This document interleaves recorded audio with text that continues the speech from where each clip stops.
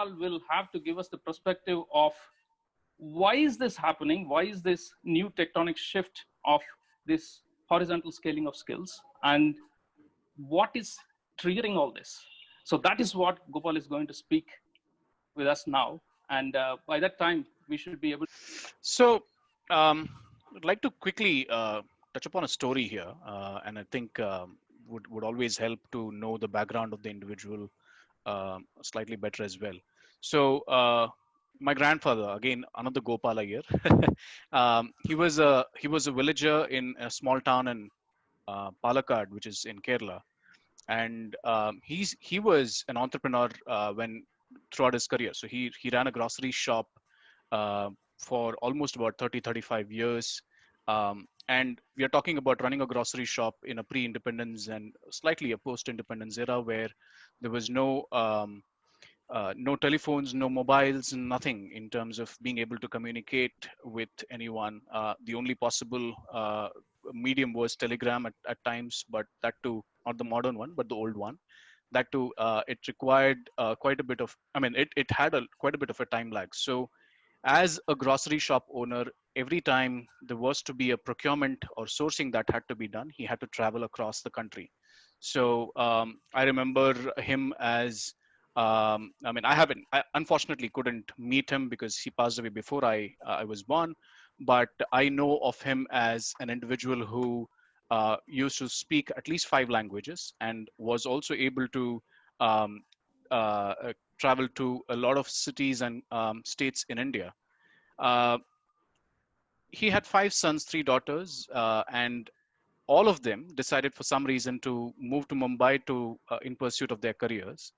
My dad was an accountant. He joined an automotive industry as a cashier and retired when the company closed down after 42 years as an accountant.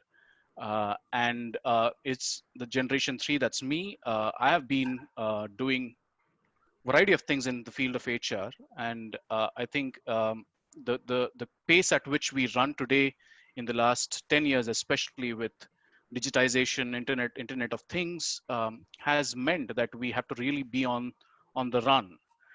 So if you were to now go back again to Gopal Iyer the one, he would probably be someone who had a lot of skills, but predominantly in terms of any new skills, not that much, because the information age was not that deep. Um, the My father had a lot of uh, disruption in his career, and possibly the only disruption, the big disruption that they all went through, it was in 80s and 90s when computers came in, and the only worry all of them had at that point of time was would they lose the job to computers, because that's what was the fear everyone had at that point of time. We today are in not much of a difference, just that the disruptive events that used to happen in the past are a lot more frequent now, and which is why I think in the last 5 to 8 years we would have heard the term called VUCA. VUCA stands for volatility, uncertainty, complexity, and ambiguity.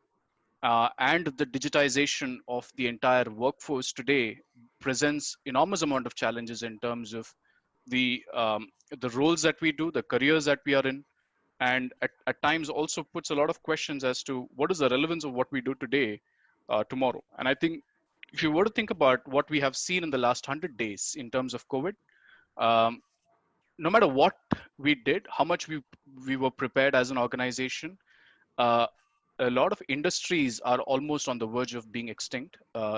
Example being hospitality, where they really need to pick themselves up to be able to find the new purpose, new meaning to serve their guests.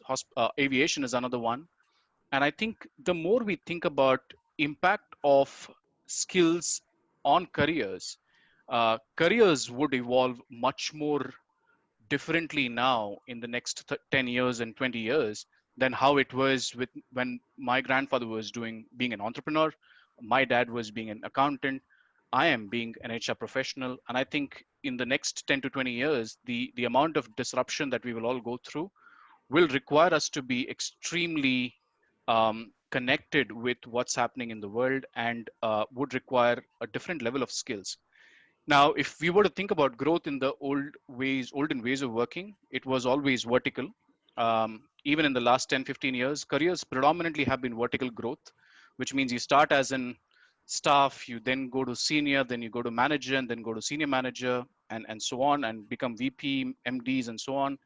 But the bottom of pyramid, which is the amount of people who are ready to join at the bottom of pyramid of any organization, the numbers in the bottom of pyramid to that of the roles that are available is completely disproportionate, and it requires each one of us to really think about what do we need to do to be relevant, and how do we do not let go of our own careers to people who are younger than us, much more better skilled than us. And at times this means that you have to either go and take you are growing and then you have to take a plateau, which is the horizontal growth, and then again you go grow vertically, then again you grow horizontally, and at times you may also have to take a cut or a dip and then again grow, which is all called as S curve in our own careers perspective as well. If we don't do that, and if we don't keep upskilling ourselves and reskilling ourselves the way and at the pace at which we should be, probably it will be a challenge for folks. And that's what we would really love to hear more from Sanjukta, Nirja, and Purnima on what is it that it's gonna entail. Thank you, Gopal, for that perspective. I liked your grandfather and his journey and the computerization and all that. Yes, in '95, when these computers came into picture, everybody was jittery, but still, more number of people with more number of jobs.